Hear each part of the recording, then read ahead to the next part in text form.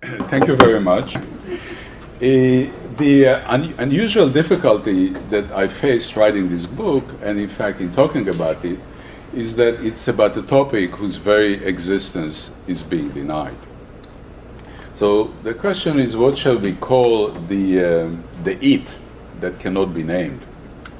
The presence of the Israeli military, the police, the Shin Bet, and hundreds of thousands of settlers in the West Bank and East Jerusalem for the past half century. That the Israeli government's position is very clear, and it's often repeated, namely that this territory doesn't belong to anyone, and therefore it is free to settle it with its own citizens. In May 2016, just last year, there was the Israeli Democracy Institute conducted a survey in which they discovered that 72% of Israeli Jews do not believe that Israeli presence across the Green Line being the ceasefire line of the 1948 war, constituted an occupation. The Deputy Minister of Defense, not education, interestingly, of Defense, wasn't very happy even with these very lopsided results, and he said that we have to teach our educators to teach their students that there is no occupation. In the United States, the Democratic Party, in its political platform from the presidential elections this past year, omitted the term occupation, and the Republicans went one step further, and they said that we reject the false notion that Israel is an occupier. Okay?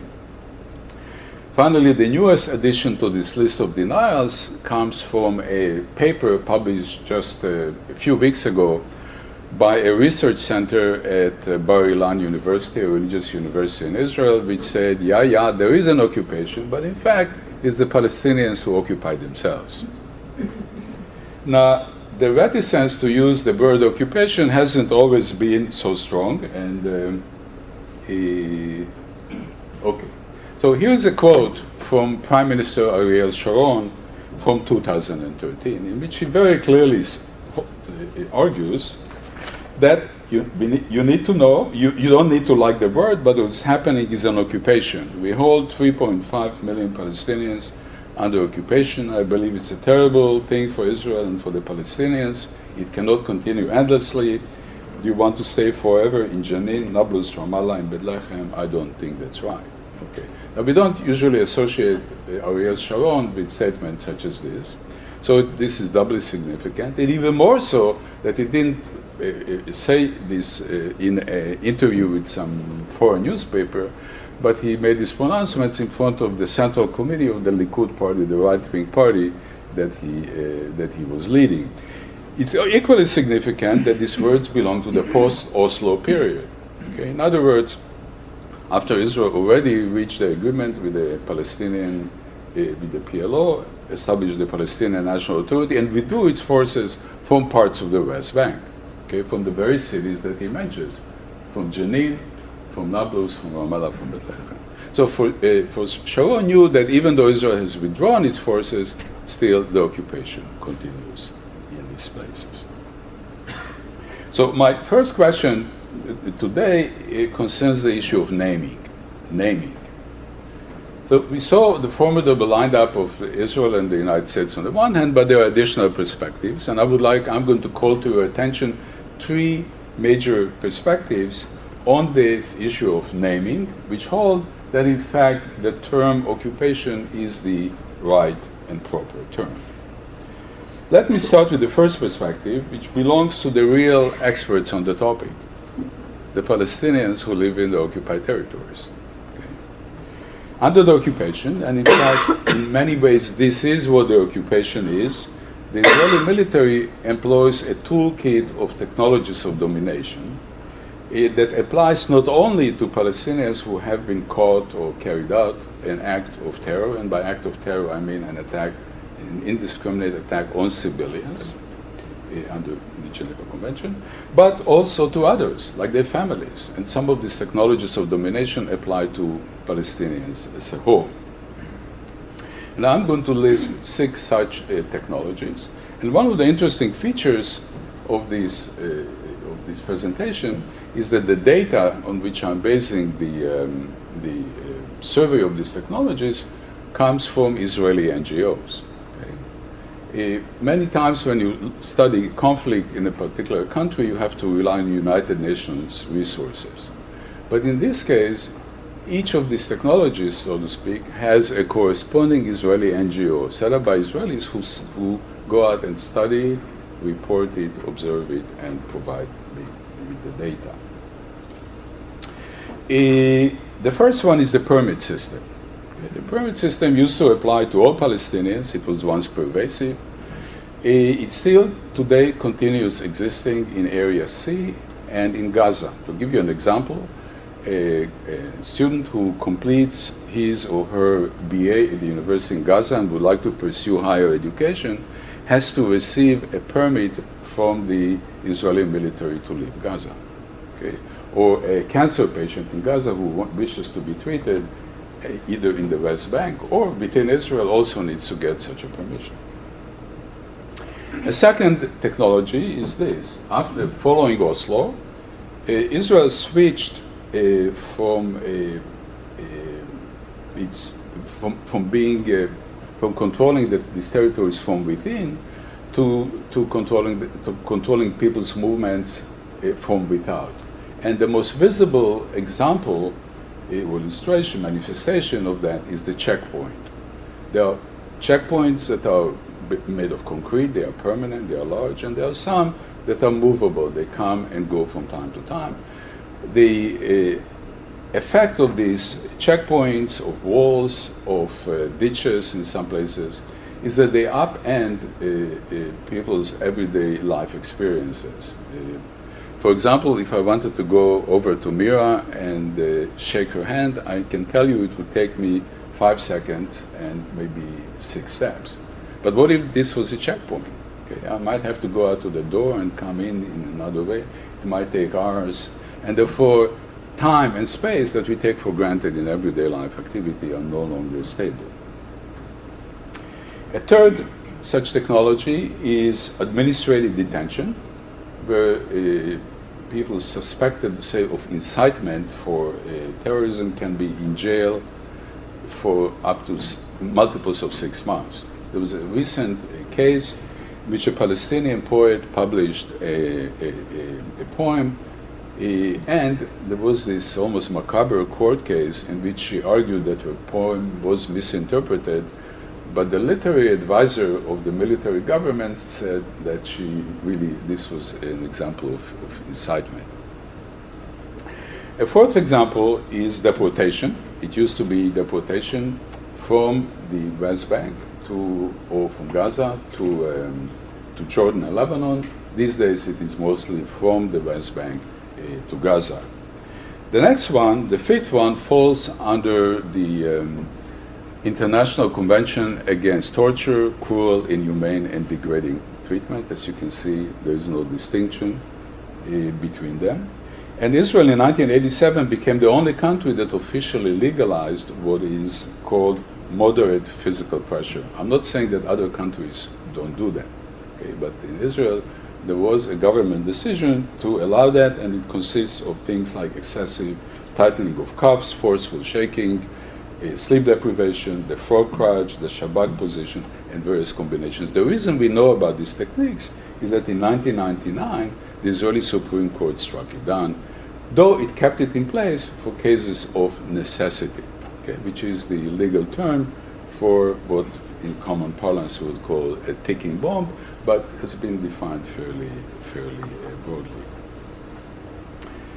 The last one I'm going to mention is house demolitions. So Palestinians who have been caught or sometimes killed in an act of terrorism, their family home can be, and in many cases has been demolished, which means that their family members, their relatives who have not been charged with any complicity might also lose, in fact, will lose their home.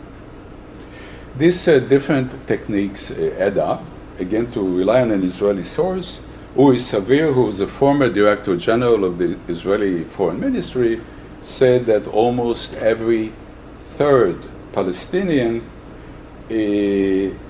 from the occupied, from the territories, in Israeli euphemism to say territories, or what territories they are, have been at one time or another been imprisoned or detained, creating a very incredibly high incarceration rate, one of the highest in the world.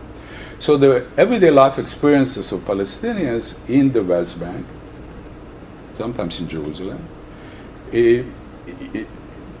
are full of experience that we who live under civilian government would never encounter. They are subject to a military justice system and live under Israeli military rule. And it's very important to keep in mind that we don't just talk about occupied territories, but also about an occupied people. And you can't have, and the one, of course, complements the other. Let me move on to the second perspective, and that is the international community's view. There is a tendency today in the United States, also in Israel, to dismiss the authority of international organizations. You will probably remember the United States withdrew from UNESCO announced its withdrawal from UNESCO just a few days ago. Given the fact that some of these bodies are unfavorable, sometimes obsessively so, towards Israel. But if we look at the bigger picture, okay, which is what we do at the university, we remember that 2017 is a year in which it's the anniversary of multiple significant historical dates, all of which had to do with resolutions adopted by or ultimately confirmed by international bodies. Okay, the first one is a 100-year-old Balfour Declaration, which promised the establishment of a Jewish Commonwealth in Palestine, and it was incorporated into the British mandate by the League of Nations. The second is a 70-year-old UN General Assembly Partition Resolution, Resolution 181 from November 29, 1947, to partition mandatory Palestine into Jewish and Arab states, basically enabling the creation of a State of Israel.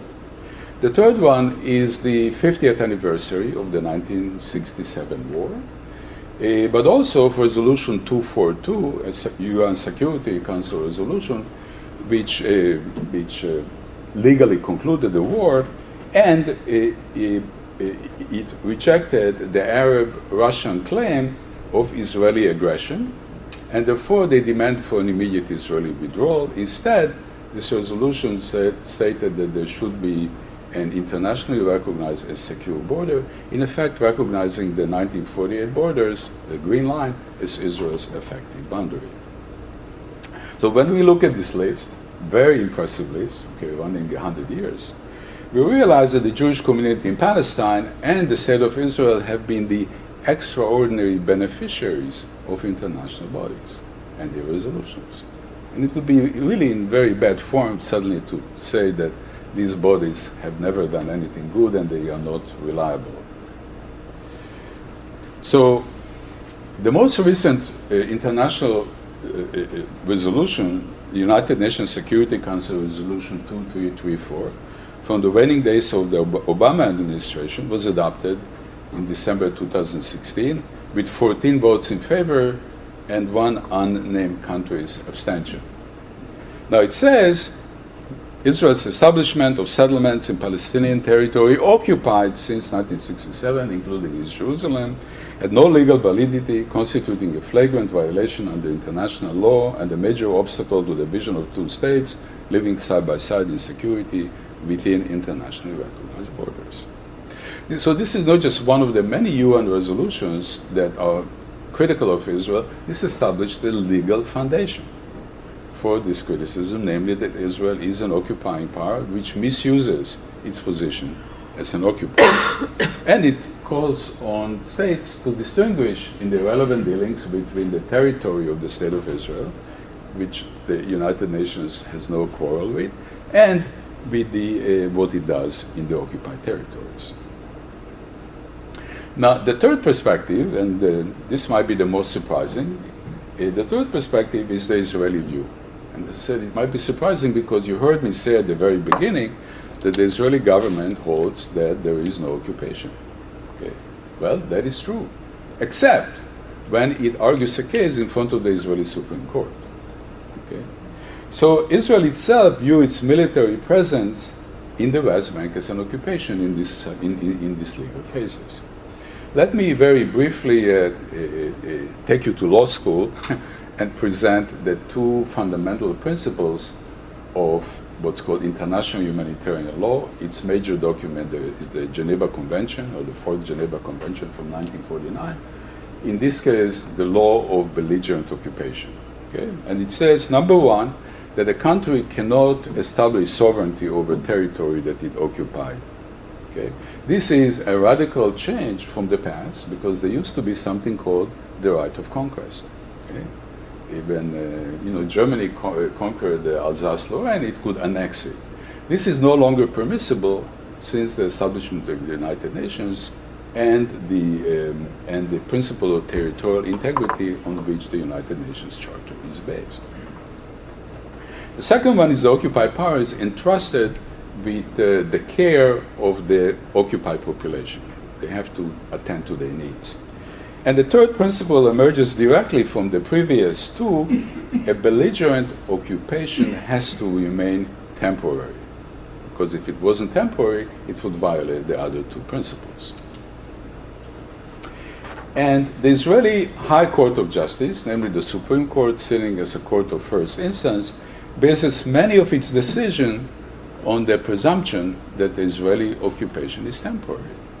In fact, the Israeli government, by pleading that the settlements are temporary, or the separation wall is temporary, rather than placing them under Israeli sovereignty, bases and justifies its continued presence in the West Bank on the law of occupation, or belligerent occupation.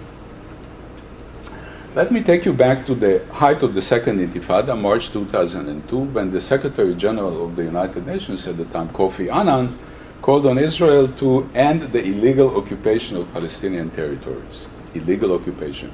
Israel demurred, and actually Kofi Annan had to go back on his words, because under international humanitarian law, there is no such thing as an illegal occupation. As long as you're an occupier, what you are doing is legal. So being an occupier is not a violation of international humanitarian law. So to sum up the answer to the first question, we end up with a powerful paradox. Israeli presence in the occupied territories, in the West Bank, is justified under international humanitarian law, and only under international humanitarian law. There is no other principle. But the very same body of law stands in Israel's way of changing the sovereignty of these territories by annexing them to Israel. At the opening of the Knesset's 2015 winter session, a fiery member of parliament, one of the youngest members, Stav Shaffir, was goading Prime Minister Netanyahu. She said to him, "Who is preventing you from annexing the territories? Okay, you're in government. You have been in government for many years. Annex the territories. Why aren't you doing it?" Okay, but we know the answer. Israeli occupation is temporary and will always remain temporary, since Israel has to keep claiming in front of these courts that it is an occupier. Okay. So so far I focused on the topic of the occupation, and now I would like to direct my attention to the issue of settlements. One of the most succinct summaries of the relationship between occupation and settlement belongs to an Israeli journalist, Bradley Burson, who managed to put it into a very short, pithy sentence. It is a settlement enterprise which runs the occupation. Okay? This is its driving force, its most distinct hallmark. Now, the significance of the settlement enterprise within the occupation is sometimes obscured by the use of this multivalent and anodyne term settlement, okay? Especially in English, because when you use the term settlement in English, we mean the solution of a problem rather than its creation in the first place. Okay? This is not the universal term to describe the Israeli undertakings in the occupied territories, and I go with the French, who use the term colonisation, okay? Which is taken from their own historical vocabulary, And it's also the equivalent to what the British used to call the planting of colonies. And the term colonization has the advantage of clearly announcing the political purpose of this project. Also, it accounts for the extraordinary bitterness and violence that surrounds it and the Palestinian resistance to it. So this takes me to my second question. I sometimes call it the big question, which concerns Israeli colonization. Is Israeli colonization reversible? Is it reversible? Has Israel implanted, or the implantation of the settlers, closed the possibility of a territorial partition in the West Bank and the creation of the two states, as you saw Resolution 2334 still advocates? And this has been the default option for the longest time. The British appointed a commission in 1937, the Peel Commission, which said Palestine needs to be partitioned. The United Nations resolution, I mentioned 181 from 1947, spoke about territorial partition. And the topic of partition has also come up as part of the Oslo talks in 2000 between Yasser Arafat and Ehud Barak, and in 2005 between the successors Mahmoud Abbas and Prime Minister Ehud Olmert. So this is the default option, and the reason it's a default option is that the world is organized in the form of states. This is, we know what states are, we know what the expectations are, we know where they begin, where they end, and what the international obligations are, so this would be the easiest, this is the default solution. Now, is this solution dead?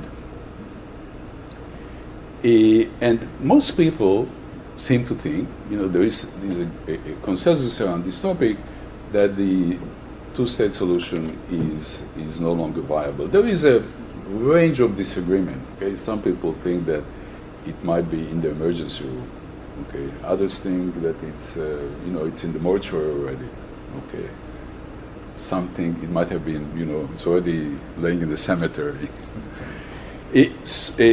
Interestingly, Israeli settlers and Palestinian civil society activists also commonly argue that this is the case, that Israel and the West Bank can no longer be separated.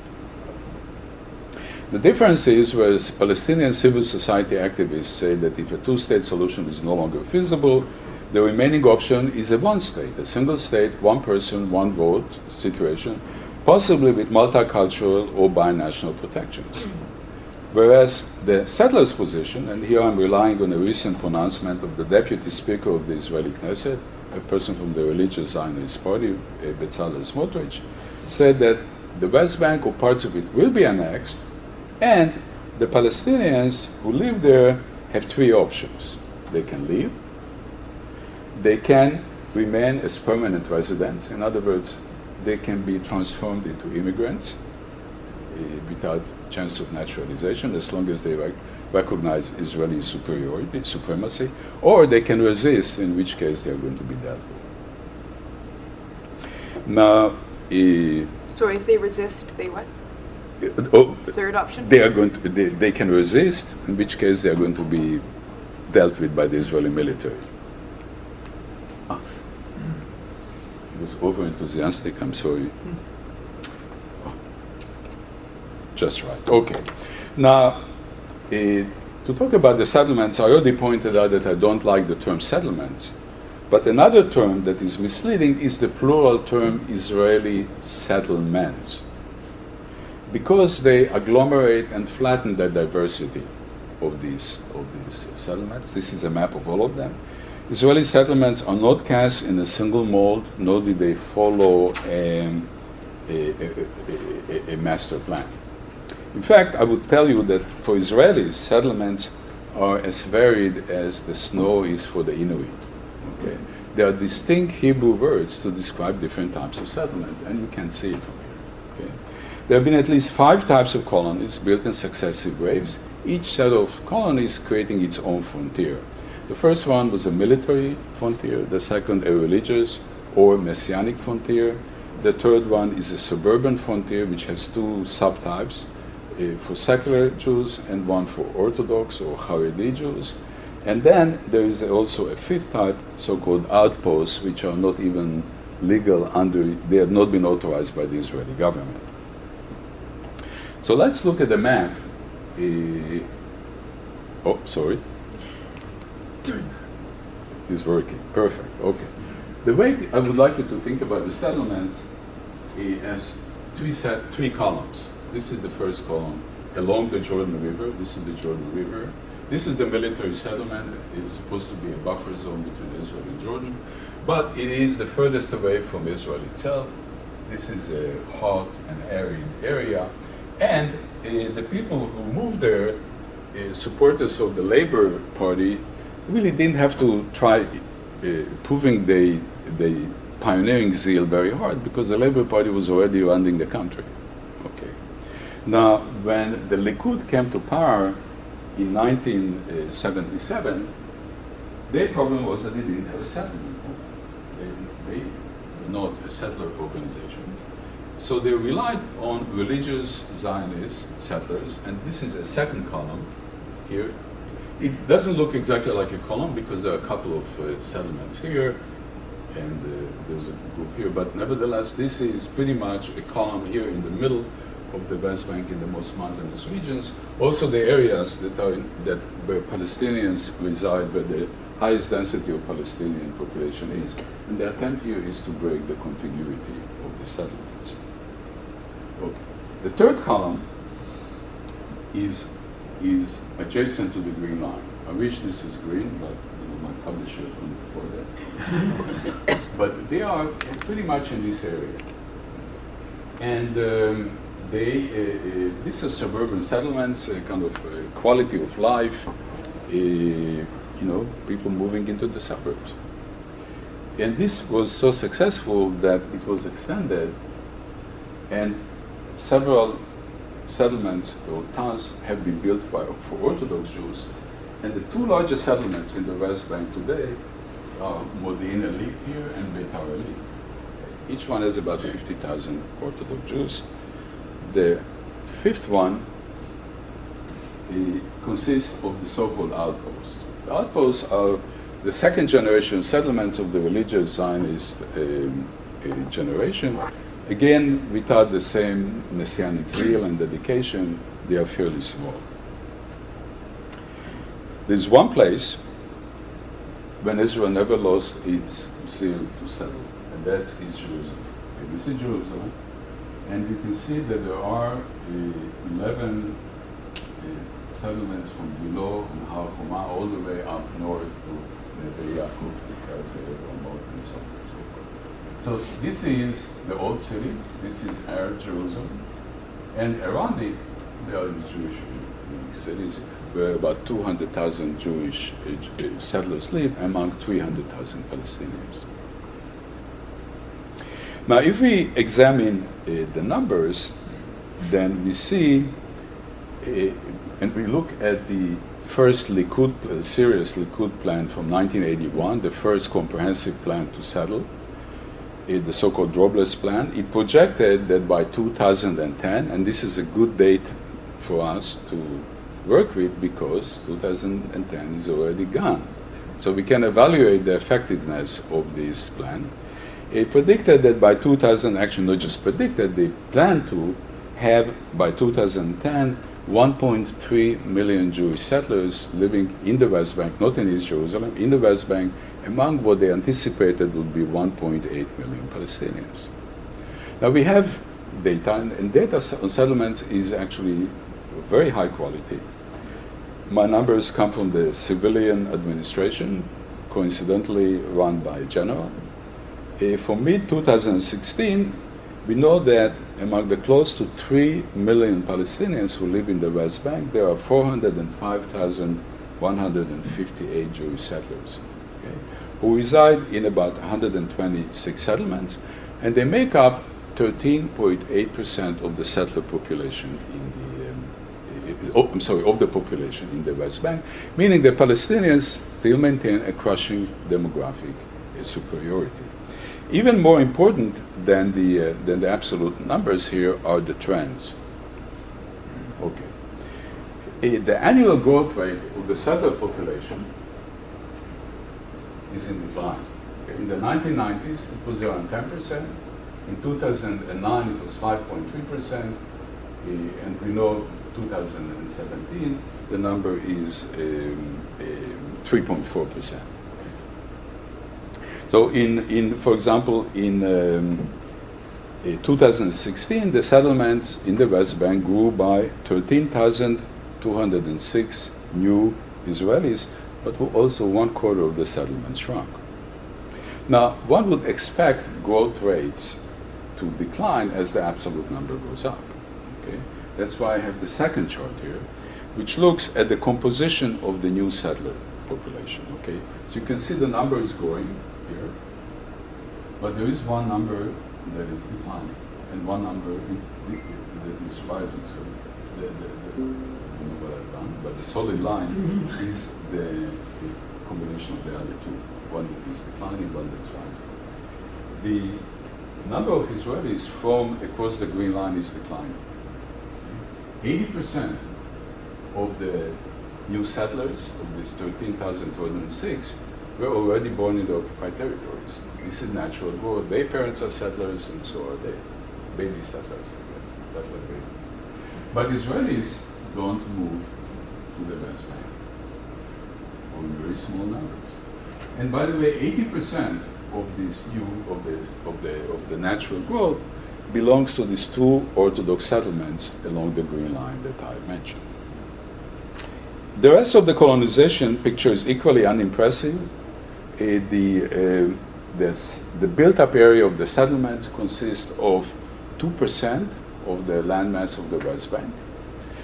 The settlements in the heartland of the West Bank frequently consist of small clusters of houses that are transformed into Potemkin villages by being given generous municipal boundaries. Okay, so we have a cluster of houses here.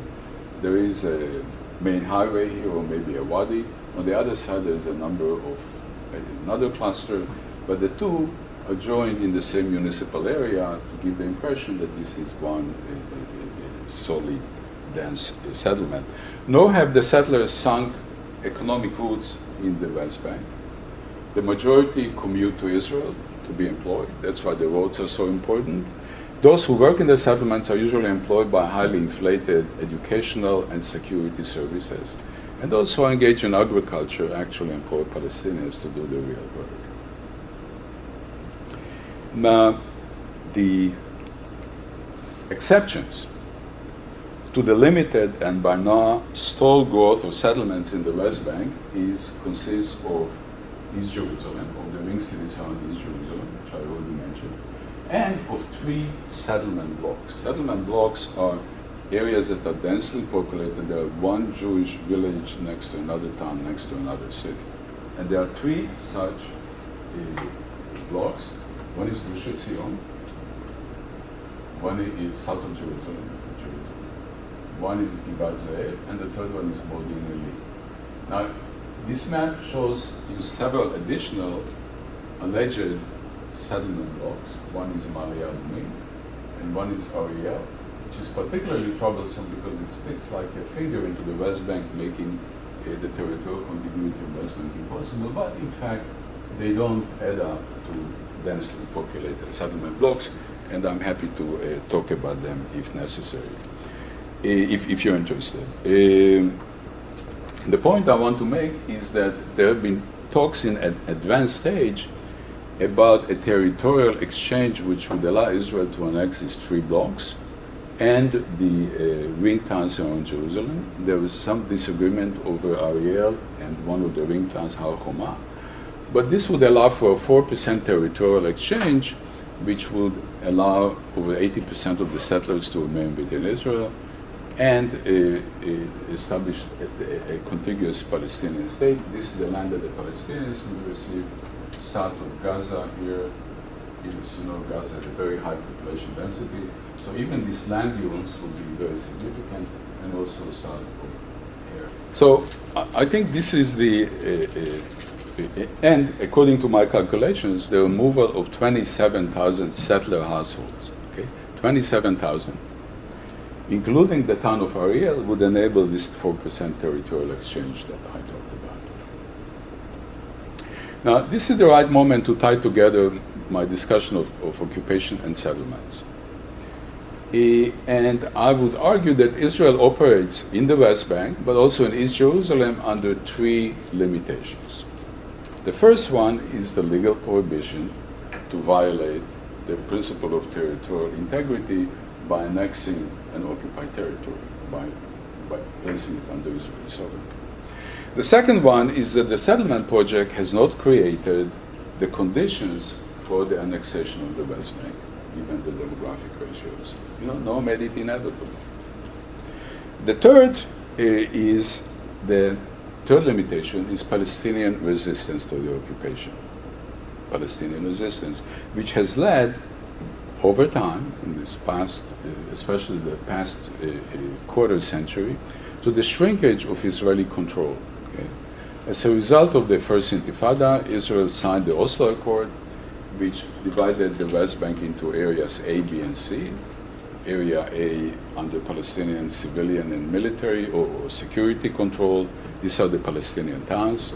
Area B under Palestinian civilian and Israeli military control. These are the Palestinian villages. And Area C, which is under Israeli security and civilian control, which, however, consists of 60% of the West Bank. So there is a division of responsibilities. Israel still carries out military incursions into areas A and B. And to the checkpoints, they control the entry and exit from. So the occupation continues in these places as well. After the second Intifada, Israel withdrew from Gaza, okay, though it still controls it from the outside. And it built a separation wall which cuts to the West Bank, but in addition to building the separation wall to the West Bank, Israel also built a separation wall in Jerusalem. Now, every Israeli politician will bow down and say, Jerusalem is the eternal and indivisible capital of Israel. Okay? Nevertheless, the separation wall cuts through Jerusalem, leaving about 100,000 Palestinians on the other side, even though they have residency permits in Jerusalem. So Kfar Aqab here, the Kalandia refugee camp, and the Shuafat camp, okay, all of these are outside. Even though they have been annexed to Israel in 1967, they are now separated from Israel. There's also a wall within the wall. If you look here, you see the Beit Nabala enclave. There are about 15,000 Palestinians here who also are residents in Jerusalem, but they are surrounded by the wall, and there is a tunnel to which they can go to Ramallah. Okay. So the point I'm making is the response to Palestinian resistance created a mosaic-like layout of geographies and responsibilities which shrunk Israel's control in these areas. Okay, the last point. How does Israel deal with these limitations? Okay, the three that I mentioned. How do they compensate for the limited inroads of 50 years of colonization? If things were going well and the colonization was humming, then why would the Knesset pass every month practically another law or another amendment to a law trying to close the eyes, to shut the eyes that see and padlock the mouths that speak? The NGOs I mentioned earlier that keep an eye on and report on these technologies of domination.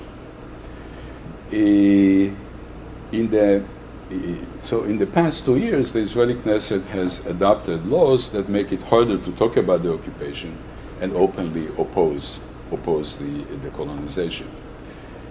Probably the most draconian, and there could be some disagreement here, among these is the amendment to the Entry to Israel law, which authorizes the prohibition of the entry of foreign nationals, not excluding Jews, from entering to the country if they support the boycott, not of the state of Israel, but of the settlements alone, which creates a very unusual situation because Jews can emigrate to Israel and become citizens overnight. But now they can't, some of them can't visit. Okay? So this is a wonderful way of demonstrating the internal contradictions that undermine this system, and also challenge the democratic structure of Israeli state. So the aim of this legal steamroller, I believe, is to construct a legal and mental separation wall between, on the one hand, Greater Israel, which consists of the State of Israel and the occupied territories, this is on one hand, and the rest of the world on the other one, as we have seen in Resolution 2334. Its effect would be to bludgeon the Israeli public into a homogenized match that doesn't believe that there is an occupation. So when they hear the term occupation, they would say, oh, these are some foreigners or some traitors who use the term. Therefore, I would conclude by arguing that Israel itself is being occupied by the occupation. And its champions seek to spread what south of the border we call alternative facts concerning the occupation. And they try to extend this occupation to, say, American Jews, Canadian Jews, international public opinion in general. Thank you very much.